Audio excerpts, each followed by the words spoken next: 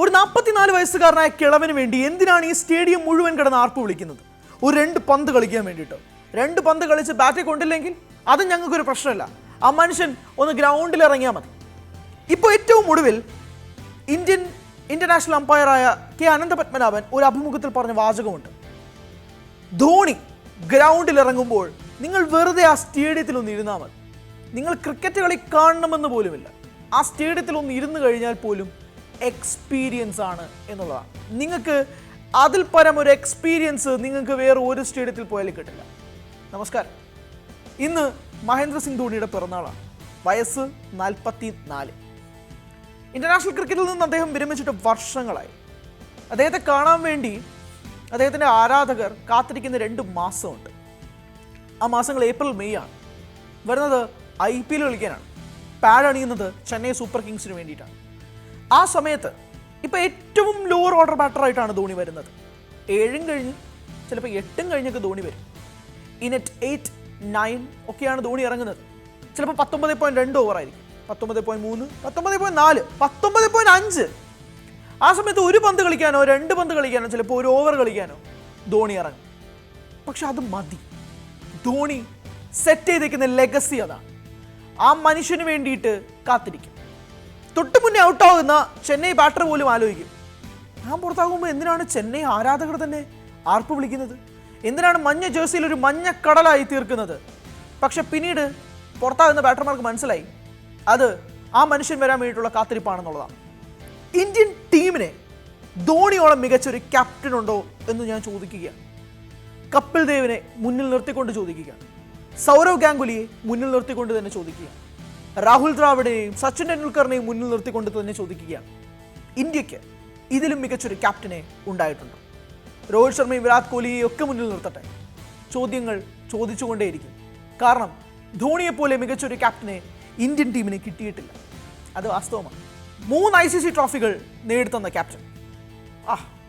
എന്താ അഴകല്ലേ. രാഹുൽ ദ്രാവിഡിൽ നിന്ന് ക്യാപ്റ്റൻസി സ്ഥാനം മാറിപ്പോകുന്നൊരു സമയമുണ്ടായിരുന്നു. ധോണി ക്യാപ്റ്റൻസി ഏറ്റെടുക്കുന്ന സമയമുണ്ടായിരുന്നു. അന്ന് സച്ചിൻ ടെണ്ടുൽക്കർ വരെ ആ ക്യാപ്റ്റൻസി സ്ഥാനം ഏറ്റെടുക്കാൻ തയ്യാറായിരുന്നില്ല. സച്ചിൻ പറഞ്ഞു ഞാൻ ഏറ്റെടുക്കില്ല. അങ്ങനെ ധോണിയിലേക്ക് ക്യാപ്റ്റൻസി എത്തുന്ന സമയം ധോണിയുടെ ഇന്റർനാഷണൽ കരിയറിനെ പറ്റിയോ അല്ലെങ്കിൽ ധോണിയുടെ സ്റ്റാറ്റ്സിനെ പറ്റിയോ ധോണിയുടെ ആവറേജിനെ പറ്റിയോ ഒന്നും സംസാരിക്കാനല്ല ഈ വീഡിയോ. പക്ഷേ ആ നീളം മുടിക്കാരൻ ആദ്യത്തെ 4 മത്സരങ്ങൾ പരാജയപ്പെട്ടിട്ട് 5ാമത്തെ മത്സരത്തിൽ 183 നോട്ട് ഔട്ട് അടിച്ച് നിന്ന് കഴിഞ്ഞത് ജനങ്ങളുടെ ഹൃദയത്തിൽ നിന്നുകൊണ്ടാണ്. അവിടെ നിന്ന് തുടങ്ങിയ നിൽപ്പ് ഇന്നും അവസാനിച്ചിട്ടില്ല എന്നുള്ളതാണ് വാസ്തവം.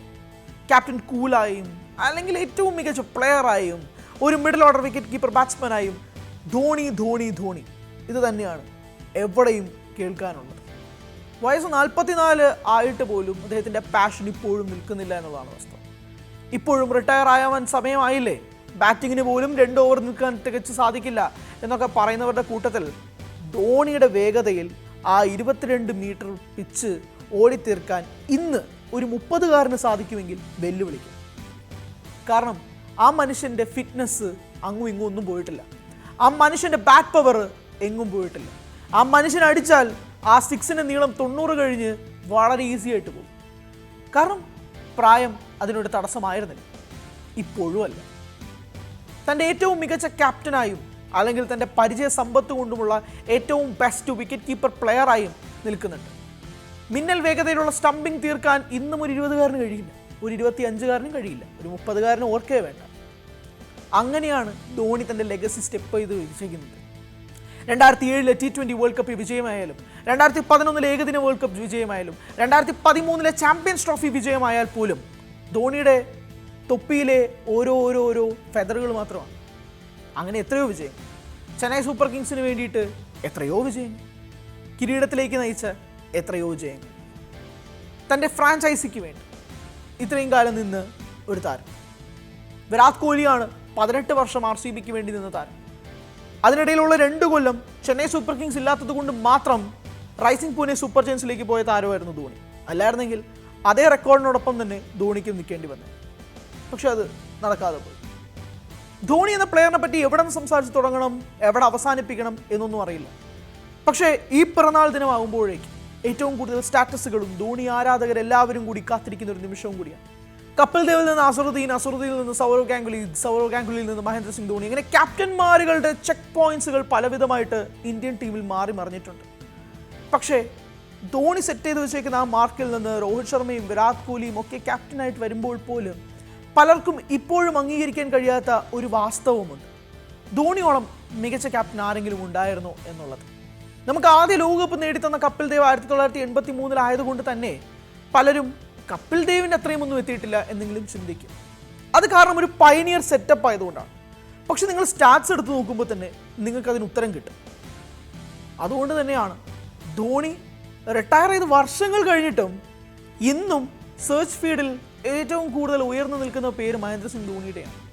IPL ചെന്നൈ സൂപ്പർ കിങ്സിൻ്റെ ഒരു മത്സരം വരുമ്പോൾ ഉയരുന്ന TRPയും ധോണി ഇറങ്ങുമ്പോഴുള്ള TRPയും ഒന്ന് നോക്കിയാൽ നിങ്ങൾക്ക് തന്നെ മനസ്സിലാവും. അതുകൊണ്ട് സ്റ്റാറ്റ്സുകളുടെയും കണക്കുകളും നിരത്താൻ വേണ്ടിയിട്ടുള്ള വീഡിയോകൾ നിങ്ങൾക്ക് പല വീഡിയോകളിലും കിട്ടും. പക്ഷേ ഒരു ആരാധകൻ എന്ന രീതിയിൽ മാത്രം സംസാരിക്കാൻ വേണ്ടിയിട്ടാണ് ഈ പിറന്നാൾ ദിനത്തിൽ ധോണിയോടുള്ള ഒരു ആരാധക സൂചകമായി ഈ വീഡിയോ ചെയ്യുന്നത്. IPL നിന്നും റിട്ടയർ ചെയ്യുമ്പോൾ ഡെഫിനറ്റ്ലി നോട്ട് എന്നുള്ള മറുപടി ഇനിയും ഉണ്ടാകുമെന്ന പ്രതീക്ഷയിൽ അടുത്ത IPL സീസണിന് വേണ്ടിയുള്ള കാത്തിരിപ്പിന് തയ്യാറാവുകയാണ്. Happy birthday Mahendra Singh Dhoni.